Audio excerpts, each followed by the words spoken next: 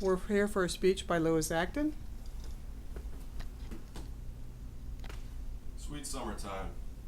At the mention of my most favorite season, I'm sure a few words come to mind for each of you. Swimming, barbecues, freshly cut grass. Calanectus sapidus is one that comes to my mind. I'm referring to Maryland's official state crustacean, the Chesapeake Bay blue crab. Having grown up in a small town on the Herring Bay and inlet of the Chesapeake, I've spent a lot of time catching and eating crabs in my lifetime. Over the years, they have become my favorite food, which is a common preference among Marylanders. Unfortunately, catching crabs is not such easy picking anymore. My father reminded me of when I was 6 years old, and we caught a bushel of crabs in just 2 hours. Recently, you're lucky to catch any crabs in that amount of time. Today, I wish to inform you of factors such as high demand, overharvesting, and pollution, which have led to the decline of the crab population, and also of the regulations and actions taken in an attempt to restore their species. Now let's see how our crustacean friends wound up in this situation. If you spent much time in Maryland, the popularity and pride in our delicious species of crab is very apparent. Just look around and you'll see crab bumper stickers, t-shirts, and even children's books featuring talking crabs. You have probably also seen these. This is a crab mallet, which is used to crack open the crab legs. Crabs have become an increasingly popular cuisine in the Chesapeake Bay region, which shows no sign of changing despite the depleted supply. According to Howard R. Ernst in Chesapeake Bay Blues, reports of people eating crabs date back to 1730. Countless crab houses have popped up in Maryland and Virginia and are still emerging year after year. Chesapeake crabs are also an attraction for tourists, which clearly makes crabbing a valuable asset to our local economy. Due to their shrinking numbers and ever-increasing demand, the price of this commodity continues to grow. The Maryland DNR website states that blue crabs are still the most valuable species in the Chesapeake Bay. Naturally, a valuable resource such as this will be sought after with much enthusiasm. The huge demand and value placed on crabs has led to overharvesting.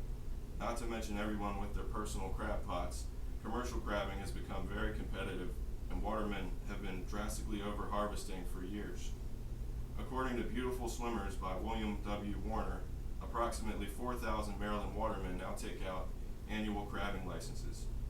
This could explain how, as stated in Chesapeake Bay Blues by Howard Ernst, the crab industry provides roughly $156 million a year in revenue to the region.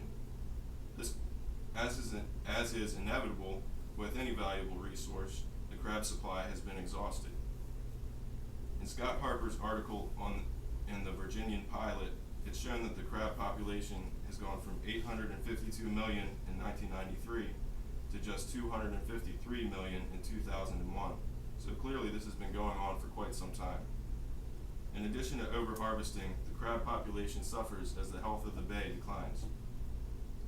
Pollution of the Chesapeake and its tributaries has also contributed to the decline in the crab population. Year-round, the bay and rivers are being saturated with sediment and nutrients which suffocate life in the bay. These nutrients, such as nitrogen, cause algae to flourish, which leads to low oxygen levels in the water, which is detrimental to crabs. Sediment and nutrients also reduce the amount of light which can reach underwater vegetation, such as aquatic grasses.